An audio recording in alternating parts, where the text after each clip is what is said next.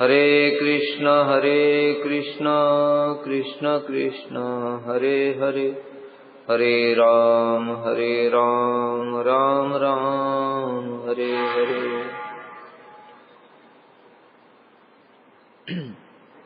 श्री हरि नाम चिंतामणि तृतीय अध्याय नामाभास हम लोग सुन रहे थे। अपराध रहित और अनर्थ युक्त नाम को नामाभास कहते हैं। मतलब अपराध खत्म हो गए और अनर्थ बचे हुए, उसको कहते हैं नामाभास। और नाम अपराध किसको कहते हैं? अभी अपराध भी है अनर्थ भी है, दोनों है। तब जो नाम कर रहे हैं वो होता है नाम अपराध। जैसा हम लोग अभी कर रहे हैं, हमारा नाम अपराध है। हमारे अपराध भी हैं अनर्थ भी हैं। करते करते भजन करते करते और अधिक अपराध नहीं करेंगे तो हरि नाम के प्रभाव से पुराने अपराध दूर हो जाएंगे। जब पुराने अपराध दूर हो जाएंगे तब जो नाम होगा वह होगा नामाभास। फिर और अपराध करेंगे नहीं, फिर और भजन करते रहेंगे। करते करते हरि नाम के प्रभाव से अनर्थ भी दूर हो जाएंगे और संबंध ज्ञान हो जाए। जब संबंध ज्ञान हो जाएगा तब उसको कहेंगे शुद्ध नाम। ये शुद्ध नाम ही वास्तविक नाम है। तो इस प्रकार से हम लोग सुन रहे थे 4 प्रकार के अनर्थ। कौन कौन से 4 प्रकार के अनर्थ बताए थे? स्वरूप भ्रम, असत तृष्णा, हृदय दौर्बल्य और अपराध, ये 4 प्रकार के अनर्थ हैं। फिर वो 4 प्रकार के अनर्थों में प्रत्येक अनर्थ भी एक फिर 4 प्रकार का है। 4 प्रकार के अनर्थों में प्रत्येक अनर्थ फिर से 4 प्रकार का है। तो 4 प्रकार का स्वरूप ब्रह्म बताया था। स्वस्वरूप, परस्वरूप, परस्वरूप मतलब परतत्व स्वरूप, साध्य साधन स्वरूप और माया स्वरूप।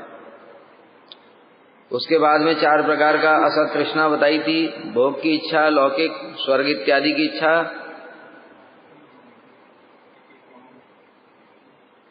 सिद्धियों की कामना और मोक्ष की कामना। उसके बाद हृदय दौर्बल्य 4 प्रकार का बताया था। तुच्छ आसक्तियां, कुटी नाटी और मात्सर्य और प्रतिष्ठा। तुच्छ आसक्ति, कुटी नाटी, मात्सर्य और प्रतिष्ठा। कुटी नाटी किसको कहते हैं? शास्त्र के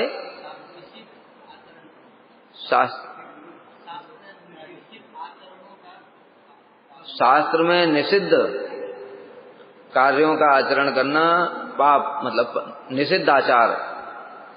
असत्संग त्यागी वैष्णव आचार। वैष्णव आचार क्या? असत्संग को त्याग करना। लेकिन असत्संग करना ये क्या हो गया? निषिद्ध आचार। स्त्री संगी एक असाधु कृष्ण भक्तार, यानी स्त्री संगी हैं जो और जो असाधु हैं इनका संग करना, ये क्या आ गया? असत निषिद्ध आचार हो गया। ये छोड़ना पड़ेगा। ये 4 प्रकार का हृदय दौर्बल्य बताया था। अब बचा था 4 प्रकार का अपराध। लिखो अपराध कैसे किसे कहते हैं, पहले ये समझो। अपराध लिखो, अपराध, अपराध लिखो। अपगत राध इति अपराध। मतलब क्या हुआ? अप माने दूर होना, राध माने प्रीति, गत माने गया। ठीक है, भगवान से प्रीति दूर होना, इसको ही अपराध कहते हैं। परिभाषा में क्या लिखोगे? तन मन वचन के द्वारा ऐसे कार्य करना जिनसे भगवान के प्रति प्रीति दूर हो जाती है, इसको अपराध कहते हैं। अपराध और पाप में क्या अंतर है? बताओ विश्वरूप, अपराध और पाप में क्या अंतर है? बहुत सारा डिफरेंस बताया था, लिखवाया भी था। पाप होता है शरीर के प्रति, ठीक है,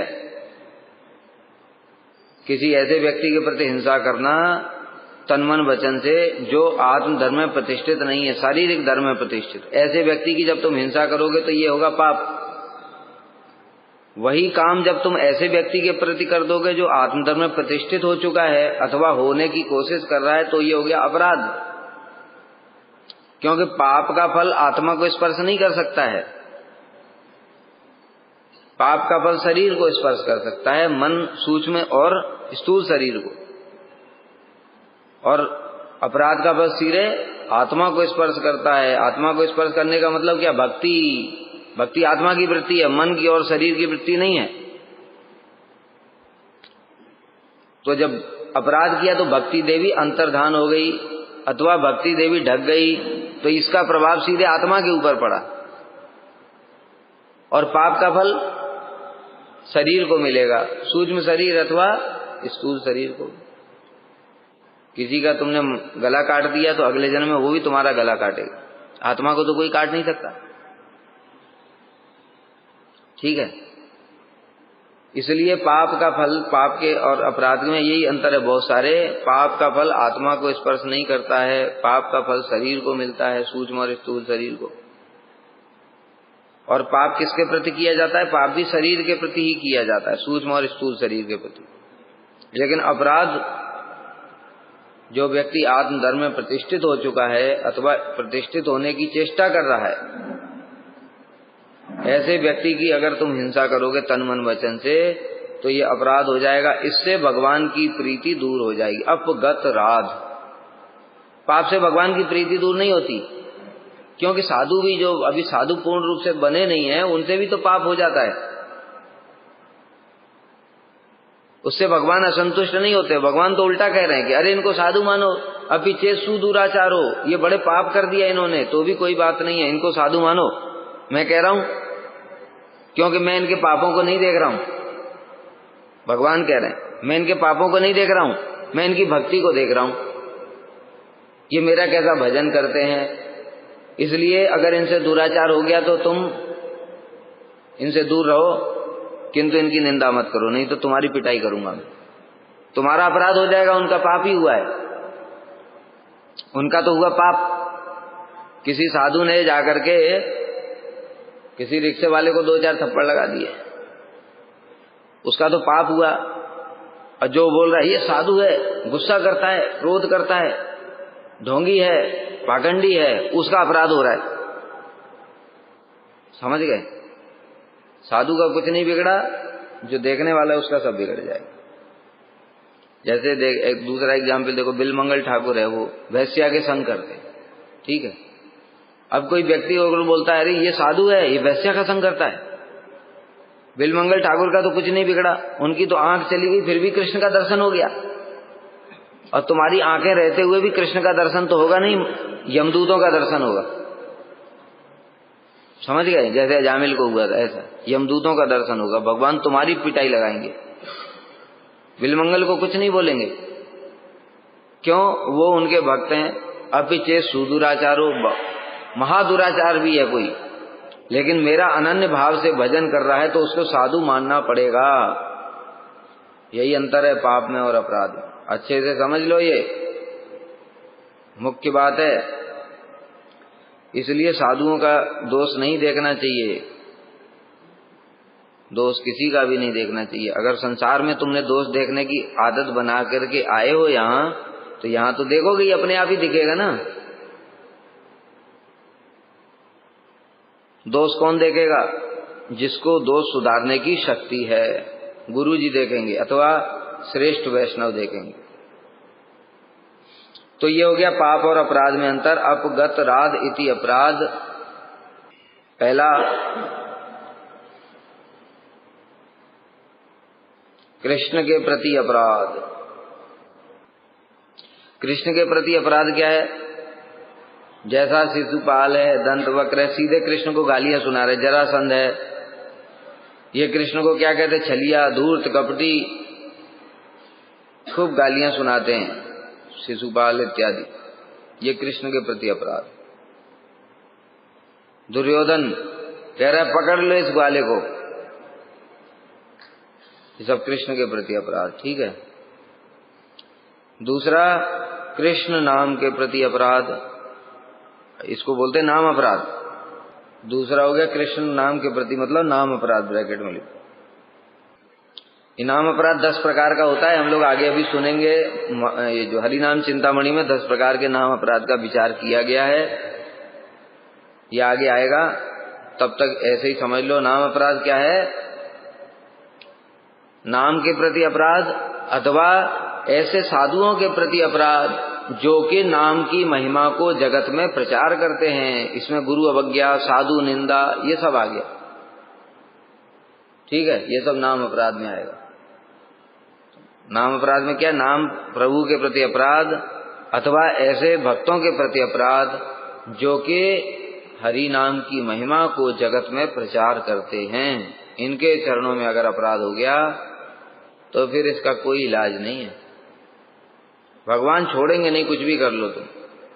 गोपाल चापाल को देखो, महाप्रभु से क्षमा मांग रहा है। महाप्रभु ने कैसे कैसे, देखो यही देखो, महाप्रभु की लीला में स्पष्ट उदाहरण है। जगाई मदाई को उद्धार कर दिया महाप्रभु ने, लेकिन गोपाल चापाल को नहीं किया। क्यों? जगाई मदाई थे पापी,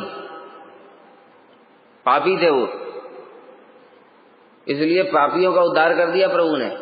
लेकिन गोपाल चापाल को कुष्ठ रोग, कोड़ी बना दिया, कीड़े पड़ गए उसके शरीर में, तड़प रहा है, बहुत कष्ट पा रहा है। महाप्रभु से क्षमा मांगने गया, क्या दुष्ट कहीं का, तूने हरिदास श्रीवास को भवानी पूजन कराया, अभी मैं तुझे कोटि जन्म तक रौरव नरक में सड़ाऊंगा। पापी, तेरे का उद्धार नहीं करूंगा। ठीक है, अपराधी को क्षमा नहीं किया महाप्रभु ने। फिर महाप्रभु चले गए। फिर दोबारा जब एक बार कुलिया में आए थे यहीं, तब देवानंद पंडित का उद्धार किया था। और तभी फिर गोपाल चापाल जब उनके फिर से चरणों में गिर पड़ा, तब महाप्रभु ने कहा ठीक है, श्रीवास पंडित से क्षमा मांग जाकर, अगर वो क्षमा कर देंगे तो क्षमा करूंगा। श्रीवास पंडित जी के पास में गया क्षमा मांगने के लिए। अब साधु हैं वो, तो ऐसा कोई साधु थोड़ी होता है जो क्षमा नहीं करेगा। साधु का लक्षण ही यही है, सबको क्षमा कर देते हैं, अपराधी से अपराधी को। गुरुजी कह रहे थे, एक कथा में मैंने सुना, गुरुजी कह रहे थे देखो, अगर तुम दूसरों को क्षमा नहीं करोगे तो कृष्ण तुमको क्षमा कैसे करेंगे? हम भी तो डेली अपराध कर रहे हैं, वैष्णव के चरणों में, भगवान के चरणों में कितना सारा अपराध करते हैं। तो भगवान देखेंगे अच्छा ये दूसरों को क्षमा कर देता है तो मैं भी इसको क्षमा कर दूंगा, और ये दूसरों को क्षमा नहीं करता है, अपने आप को साधु बड़ा बन करके बैठा हुआ है, तो मैं भी इसको क्षमा नहीं करूंगा, ये अपराध करेगा तो। इसलिए क्षमा कर देना चाहिए। तो श्रीवास पंडित जी ने क्षमा कर दिया, तो महाप्रभु ने भी क्षमा कर दिया, तब उसका कुष्ठ रोग ठीक हुआ। तो कहने का मतलब ये हुआ कि अपराधी को बहुत दंड देते हैं भगवान, नाम अपराधी। तीसरा लिखो, नाम अपराध 10 प्रकार के होते हैं, वो बाद में आएगा। तीसरा लिखो, सेवा अपराध। ये क्या हो गया? श्री विग्रह के प्रति अपराध। श्री विग्रह को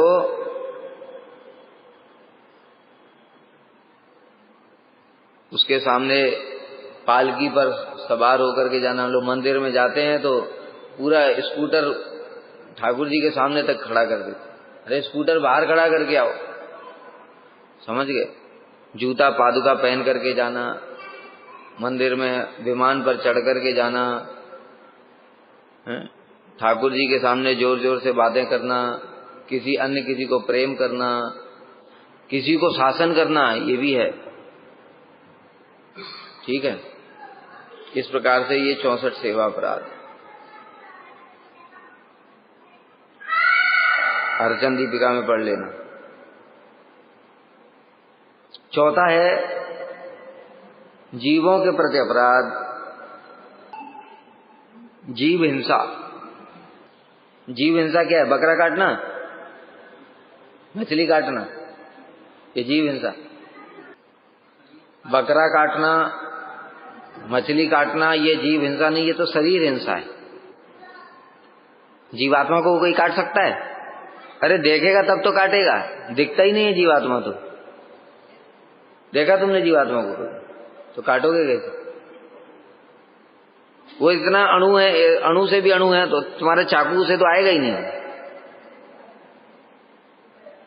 ठीक है, इसलिए जीव हिंसा नहीं है ये। श्रील प्रभुपाद जी कहते हैं जीव हिंसा का मतलब क्या है जीव को भक्ति का मार्ग न दिखा करके दूसरे मार्ग पर ले जाना, ये है सबसे बड़ी जीव हिंसा। भक्ति के मार्ग से विचलित करके उसको कर्म ज्ञान योग की ओर ले जाना, यही जीव हिंसा है। मुक्ति के मार्ग पर, भोग और मोक्ष के मार्ग पर ले जाना। लिख लो, जीव को भक्ति के मार्ग से हटाकर भोग और मोक्ष की ओर ले जाना, यही जीव हिंसा है। तो ये 4 प्रकार का अपराध हो गया। ये भी जीवों के प्रति अपराध है। ये क्यों? क्योंकि जीव का स्वरूप है कृष्ण का दास, कृष्ण की सेवा करेगा वो, लेकिन हमने उसको सेवा से हटा करके इधर उधर भटका दिया। अब जैसे एक एग्जाम्पल देता हूं, कोई व्यक्ति है, उसने तुमसे आकर के पूछा कहीं का रास्ता, मायापुर का रास्ता बता दो। तुमने इधर की जगह उसको उधर भेज दिया, वो पहुंच गया कालना। ये अपराध है कि नहीं? वही बात है, जीव का मार्ग किधर है? कृष्ण की ओर। जिस जगत में तुमने उसको दूसरा मार्ग दिखा दिया कर्म ज्ञान योग का, अब बेचारा कृष्ण के पास तो पहुंचा नहीं, उल्टा ऐसी जगह पहुंच गया जहां से कुछ हो ही नहीं सकता है। पड़ा हुआ है मुक्ति लोक में, ना इधर का रहा ना उधर का रहा। ये हिंसा है कि नहीं? यही हिंसा है। समझ गए? जीव के स्वरूप को छुड़वा करके और दूसरी ओर पहुंचा देना, ये जीव हिंसा है, बहुत बड़ा जीव हिंसा है। इसलिए प्रभुपाद जी कहते थे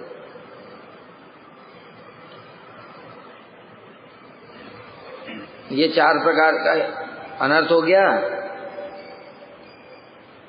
इसके अतिरिक्त माधुर्य कादम्बनी में भी 4 प्रकार के अनर्थ बताए हैं। कौन कौन से? सुकृति, दुष्कृति, अपराध, भक्ति।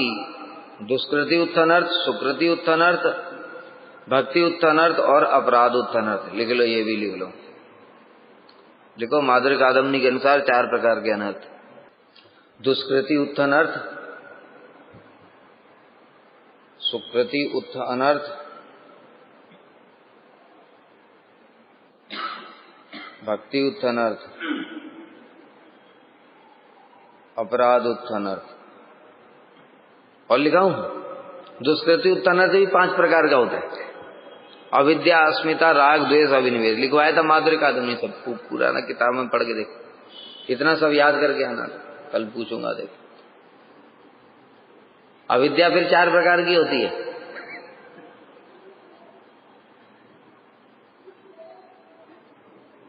याद कर लोगे इतना?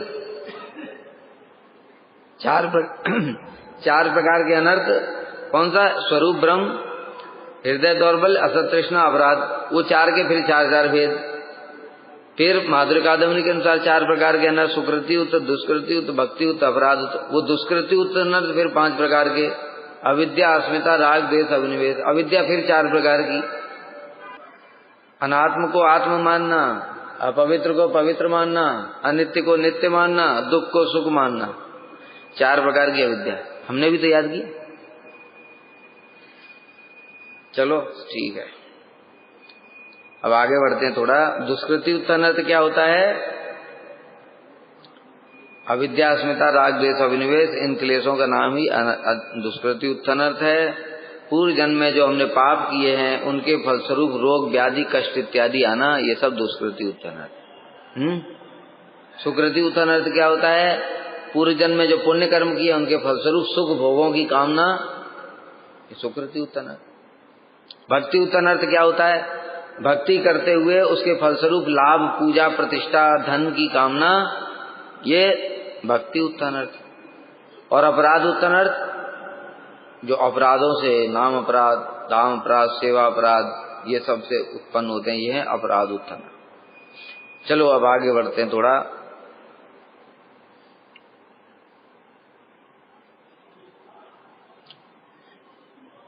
संबंध तत्वेर ज्ञान जावत ना है, तावत से नामाभास जीवेर आश्रय। जब तक संबंध तत्व का ज्ञान नहीं होता है तब तक जीव का नामाभास रहता है। पहले ही बता चुके हम, ये संबंध ज्ञान हो जाएगा तब नामाभास खत्म हो गया। संबंध ज्ञान कोई साधारण वस्तु नहीं है। संबंध ज्ञान मतलब क्या? कृष्ण के साथ में हमारा क्या संबंध है, जीवात्मा को अपना स्वरूप पता चल जाए। जब स्वरूप पता चल जाएगा तो भ्रम खत्म हो जाएगा। समझ गए? स्वरूप भ्रम जो पहला था वो भ्रम खत्म हो जाएगा, क्योंकि वो जान जाएगा अरे मैं तो ये शरीर नहीं हूं, फिर मैं तो जीवात्मा हूं और मेरा स्वरूप है कृष्ण की सेवा में, वृंदावन में, ब्रज में मंजरी भाव अथवा सख्य भाव अथवा दास्य भाव जो भी है, वो स्वरूप उसको पता चल गया। अब वो इस शरीर के बारे में कभी नहीं सोचेगा।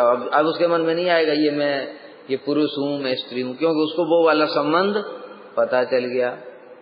और जब तक वो संबंध पता नहीं चला तब तक अपनी बुद्धि से तुम कितना भी सोच लो मंजरी हूं मंजरी हूं, ऊपर से साड़ी पहन लो, लिपस्टिक लगा लो, कुछ नहीं होने वाला। समझ गए? इसलिए भजन करते करते प्रकाशित होगा वो, किसी के बोलने से कुछ नहीं होगा, भजन करते करते प्रकाशित होगा।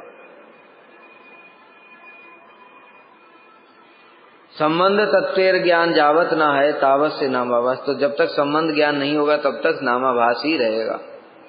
साधक यद्यपि पाए सदगुरु आश्रय, भजन नैपुण्य मेघ आज दूर है। क्या बता रहे हैं? साधक यद्यपि सदगुरु को प्राप्त कर लेता है कि कब कब नामाभास में भी साधक सदगुरु के आश्रय में रहेगा। अगर गुरु का आश्रय छोड़ दिया तो नामाभास भी कभी शुद्ध नाम में परिवर्तित नहीं होगा। ये जरूर हो सकता है नामाभास अपराध में बदल फिर से। इसलिए गुरु का आश्रय सब समय लेना पड़ेगा। गुरु का आश्रय लेने से भी मतलब समझो, गुरु का आश्रय लेने का मतलब लोग सोचते हैं गुरु जी के पास में बैठे रहो, उनके आगे पीछे घूमते रहो। ये आश्रय लेना नहीं है। आश्रय लेने का मतलब क्या होता है?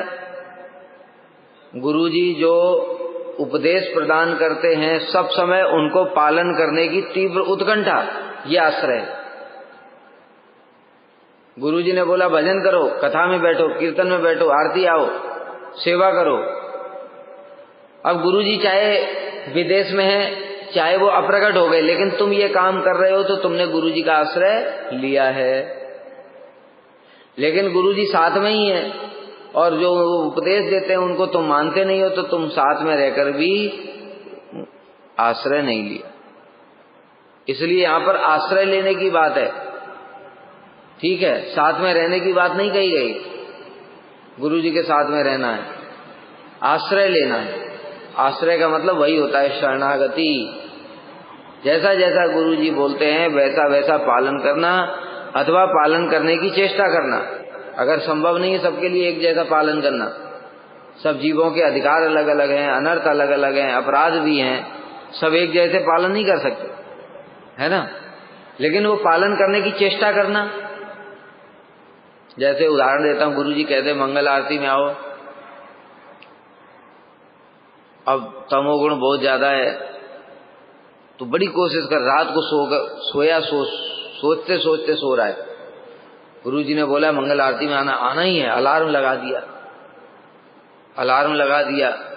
दो अलार्म लगा दिया, फिर भी अलार्म बजता रहा और समाधि टूटी नहीं, महासमाधि में चले गए, अलार्म भी कुछ नहीं कर पा रहे। तो फिर जब समाधि जब टूटी और देखा आरती खत्म हो गई, तब अपने ऊपर धिक्कार करेगा, गुरु जी का वचन भी मैं पालन नहीं करता हूं, मैं कितना दुष्ट आदमी हूं, क्या भजन करूंगा, मेरा क्या भजन होगा, ऐसे करके अपने ऊपर धिक्कार करेगा। ये भी है चेष्टा, ये चेष्टा है। लेकिन सो करके उठा 9 बजे और अपने ऊपर धिक्कार भी नहीं कर रहा है, कह रहे ठीक है नींद आ रही थी, शरीर थका हुआ था, क्या करें। गुरु जी सब जानते, ये धूर्त है, इसने कोई आश्रय नहीं लिया है, इसका कुछ नहीं हो सकता। समझ गए? ये खाली भक्ति का स्टाम्प लगा करके बैठा है। क्या बोलते हैं उसको? वैष्णव प्राय। वैष्णव प्राय है, ऊपर से वैष्णव है लेकिन भीतर से असाधु है, भीतर से असाधु है। लेकिन जो गुरु जी के वचनों का पालन करने की चेष्टा करेगा, अपने ऊपर बार बार धिक्कार करेगा, प्रार्थना करेगा, वैष्णवों से प्रार्थना करेगा, प्रभु जी आप मुझे कल जरूर जगा देना, आज मैं जग नहीं पाया, गुरु जी ने बोला था मुझे आरती में आना, फिर भी नहीं आया, तो वैष्णवों से बोलेगा, फिर वैष्णव उठाएंगे, कभी उठाया कभी नहीं उठाया, ऐसे करके फिर इस समय इससे पता चलता है वो चेष्टा कर रहा है। और जिसको चेष्टा ही नहीं करनी वो क्या करेगा पता है? ओ प्रभु जी दरवाजा खटखटाने आते हैं, मैं उस छत के वहां कोने में सोऊंगा मच्छरदानी लगा के, उनको पता ही नहीं चलेगा। फिर कैसे आओगे? ये किसको गोली दे रहा है? खुद को, अपना आत्महत्या कर रहा है, सुसाइड कर रहा है। ठीक है, क्योंकि वैष्णव जबरदस्ती भजन करा रहे हैं। एक तो तुम भजन करने की तुम्हारी कोई रुचि नहीं है, कोई दूसरा जबरदस्ती करा रहा है तो उसको भी गोली दे रहे हो, वो गोली तुम्हारे ऊपर ही आ जाएगी और पूरा। ठीक है, इसलिए जीव को गुरु का आश्रय लेना ही पड़ेगा, ये आश्रय लेना। भजन नैपुण्य मेघ आदि दूर है। और जब गुरु जी का आश्रय लेता रहेगा, गुरु जी के वचनों का पालन करता रहेगा, गुरु जी जो जो बोल करके गए उन उपदेशों को पालन करता रहेगा, तो फिर क्या होगा? उसके अनर्थ रूपी बादल छट जाते हैं। ये जो अनर्थ बताए, स्वरूप भ्रम, असत तृष्णा, हृदय दौर्बल्य, धीरे धीरे बादल छटने लगते हैं। जैसे जैसे बादल छटते जाएंगे तो सूर्य धीरे धीरे दिखने लगेगा। कल बादल थे बहुत सारे, सूर्य दिख नहीं रहा था, और धीरे धीरे देखो बादल छट रहे हैं, थोड़ा थोड़ा सूर्य दिख रहा है, प्रकाश आ रहा है। और ज्यादा बादल छट गए तो पूरा प्रकाशित हो जाएगा, संपूर्ण रूप से, पूर्ण रूप से प्रकाशित, मतलब स्वरूप का ज्ञान हो जाएगा। अभी हमारे स्वरूप के ऊपर भी बादल हैं। कौन से बादल? अनर्थों के, अपराध के, जो अभी बताए 4 प्रकार के अनर्थ। ये सब बादल हमारे स्वरूप के ऊपर में फैले हुए हैं। और हरि नाम करते करते, गुरु जी का आश्रय ग्रहण करके, उनकी सेवा करते, वैष्णवों की सेवा करते करते धीरे धीरे ये बादल छट जाएंगे। जब बादल छट जाएंगे तब फिर नाम रूपी सूर्य प्रकाशित हो जाएगा, स्वरूप भी प्रकाशित हो जाएगा, सब हो जाएगा। मेघ कुंजटिका गेले नाम दिवाकर, प्रकाश हैया भक्ते देन प्रेमवर। और कुंजटिका किसको बताया था? कोहरा। कोहरा बताया था अज्ञान को। अज्ञान, अज्ञान मतलब वही अविद्या समझो। ठीक है, अविद्या कौन सी? अनित्य को नित्य मानना, शरीर में आत्म बुद्धि, अनात्म को आत्मान, यही अज्ञान है। ठीक है, तो ये अज्ञान रूपी कोहरा और अनर्थ रूपी बादल के हट जाने पर नाम दिवाकर, दिवाकर माने क्या होता है? हाँ, नाम रूपी सूर्य उदित हो जाएगा, प्रकाशित हो जाएगा।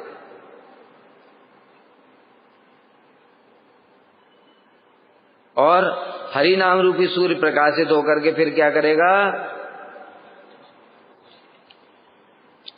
प्रकाश हैया भक्ते देन प्रेम पर। जब ये शुद्ध नाम प्रकाशित हो जाएगा, नाम रूपी सूर्य प्रकाशित हो जाएंगे, तब फिर वो भक्त को प्रेम प्रदान कर देंगे। ये नाम से ही प्रेम प्राप्त होगा। शुद्ध नाम से कृष्ण प्रेम मिलेगा, नामाभास से कृष्ण प्रेम नहीं मिलेगा, नाम अपराध से भी कृष्ण प्रेम नहीं मिलेगा, शुद्ध नाम से ही कृष्ण प्रेम मिलेगा। और क्या होगा? सदगुरु संबंध ज्ञान करिया अर्पण, अविधेय रूपे करान नाम अनुशीलन। सदगुरु जीव को संबंध ज्ञान प्रदान करके, संबंध ज्ञान प्रदान करेंगे और अविधेय के रूप में उसको हरि नाम का अनुशीलन करवाते हैं। मतलब क्या हुआ? संबंध, अविधेय, प्रयोजन, तीनों की बात इसमें बताई। संबंध क्या है? संबंध क्या है? गुरु जी कृष्ण के साथ हमारा क्या संबंध है उसको स्थापित करते हैं। कैसे करते हैं? जैसे एक लड़का होता है ना, उसका शादी होती लड़की के साथ में, तो उनको कपड़े को बांध करके गांठ लगाते हैं ना, फिर अग्नि के चारों ओर फेरे करवाते हैं। इसी प्रकार हमारी भी शादी कराते गुरु जी। यज्ञ कराया ना, यज्ञ में तुमको यज्ञोपवीत दिया, वो कृष्ण के साथ संबंध ज्ञान विवाह करवाया तुम्हारा। समझ गए? अभी हमारा माया के साथ विवाह हो रखा है। गुरु कहते हैं नहीं, तुम्हारा संबंध इसके साथ नहीं है, तुम्हारा संबंध कृष्ण के साथ है, ये विवाह गलत हुआ। दूसरा फिर से विवाह करना पड़ेगा, है ना। इसको तलाक दे दो, डाइवर्स, माया को डाइवर्स दे दो। तो गुरुजी माया को डाइवर्स दिलवा करके कृष्ण के साथ विवाह करवाते हैं, कान में मंत्र देते हैं, वही है दिव्य ज्ञान, संबंध ज्ञान है। फिर हवन करवाते हैं, पंडित पढ़ता है ना, मंत्र पढ़ता है, पहले मंत्र पढ़ने के बाद फिर अग्नि को जला करके फेरे लगवाता है। वैसे ही हम लोग स्वाहा स्वाहा करते हैं जब यज्ञ में यज्ञोपवीत मिलता है, वो सब क्या है, अनुष्ठान है, विवाह का अनुष्ठान, कृष्ण के साथ संबंध का अनुष्ठान है, ठीक है। तो दीक्षा मंत्र जो देते हैं वही दिव्य ज्ञान है। दिव्यम ज्ञानम यतो दद्यात् कुर्यात् पापस्य संचयम तस्मात् दीक्षेति सा प्रोक्ता देशिकै तत्व को विदई। दिव्य ज्ञान प्रदान करते हैं। दिव्य ज्ञान मतलब संबंध ज्ञान।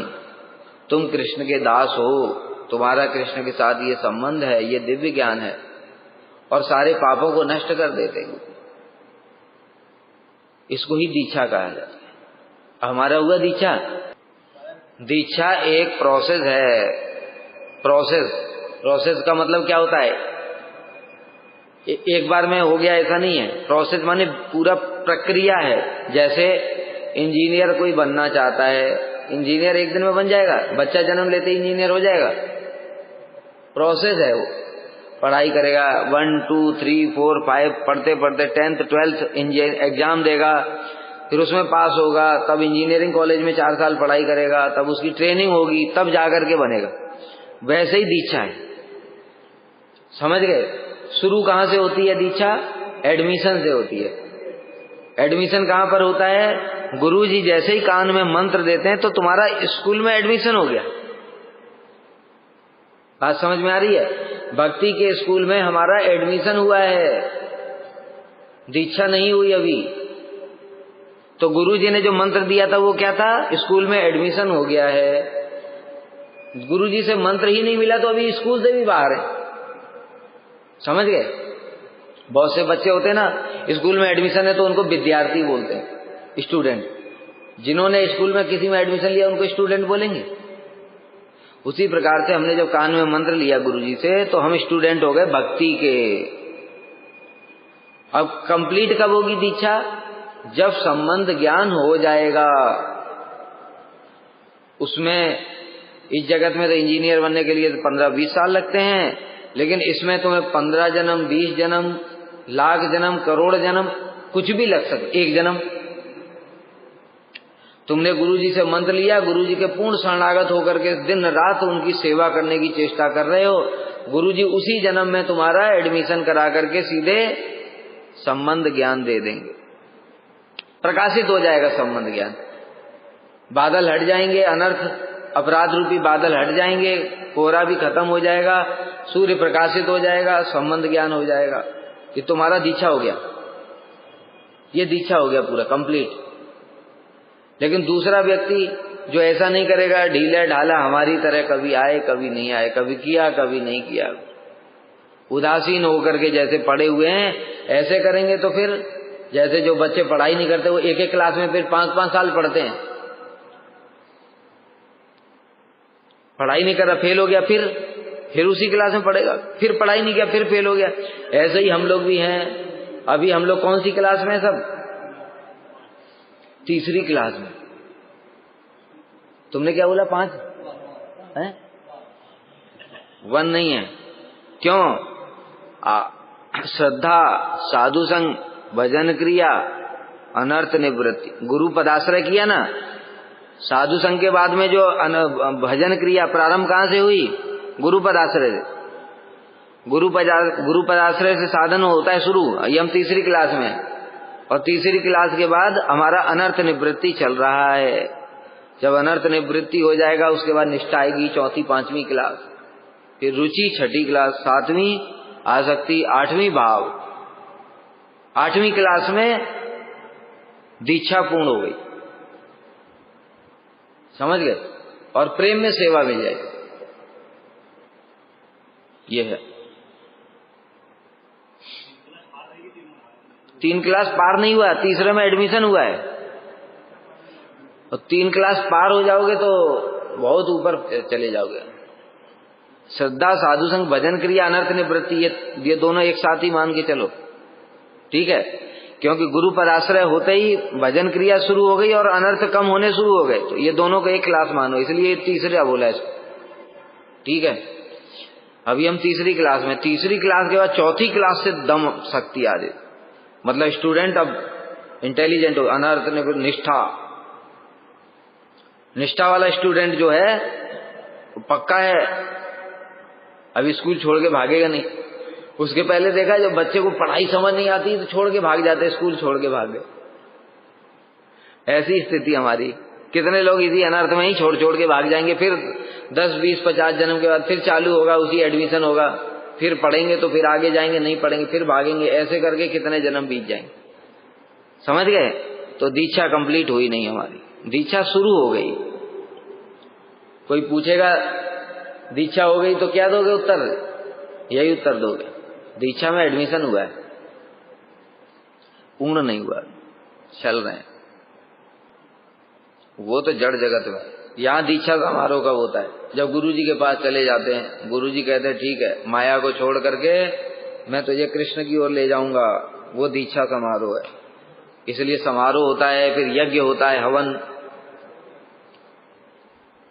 सदगुरु संबंध ज्ञान करिया अर्पण, गुरु ने संबंध ज्ञान दे दिया, अभिधेय रूपे करान, और अभिधेय के रूप में फिर नाम, श्रवणम, कीर्तनम, विष्णु इत्यादि ये सब अभिधेय कराते हैं। वो अभिधेय मतलब पढ़ाई शुरू हो गई, दीक्षा के द्वारा एडमिशन हुआ, समझ गए।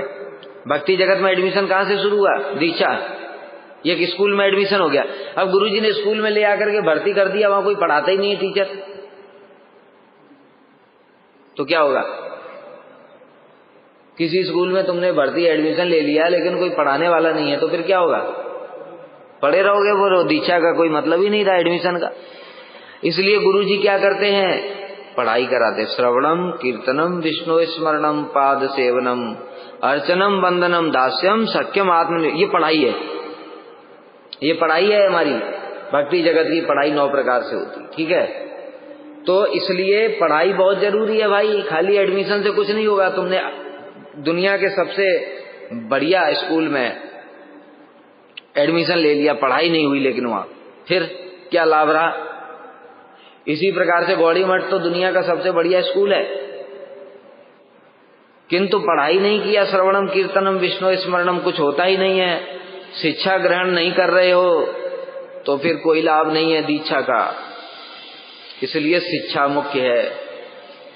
गुरुजी ने बीज लगा दिया खेत में, ये हृदय रूपी खेत में गुरुजी ने दीक्षा मंत्र दे करके बीज लगाया, भक्ति लता का बीज लगाया, और बीज लगा दिया खेत में, उसके बाद तुमने कभी पानी ही नहीं दिया। अब बताओ बीज का क्या होगा?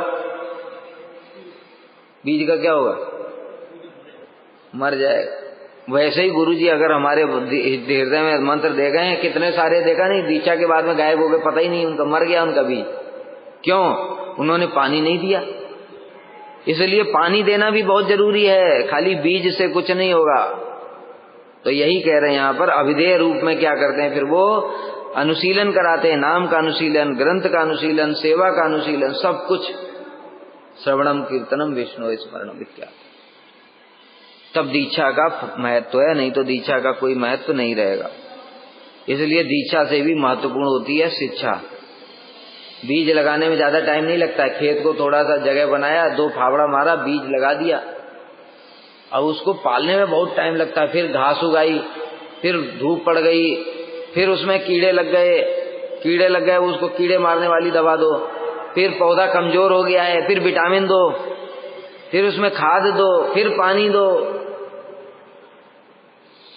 फिर आंधी आ गई तो फिर पेड़ गिर पड़ा, उसको डंडा लगा के फिर खड़ा करो। समझ गए? ये सब भक्ति में भी चलता है, ऐसे ही चलता है। सुबह शाम ये जो कथा है, इसमें क्या दिया जा रहा है? तुमको पानी दिया जा रहा है। जो पौधा है तुम्हारे हृदय में जो पौधा गुरुजी ने लगाया, उसमें पानी दे रहे हैं हम लोग। वो पानी जरूरी है, अगर पानी तुमने नहीं लिया तो बस वो बीज मर जाएगा, फिर कुछ नहीं हो सकता। वाञ्छाकल्पतरुभ्यश्च कृपा सिन्धुभ्यैव च पतितानां पावनेभ्यो वैष्णवेभ्यो नमो नमः।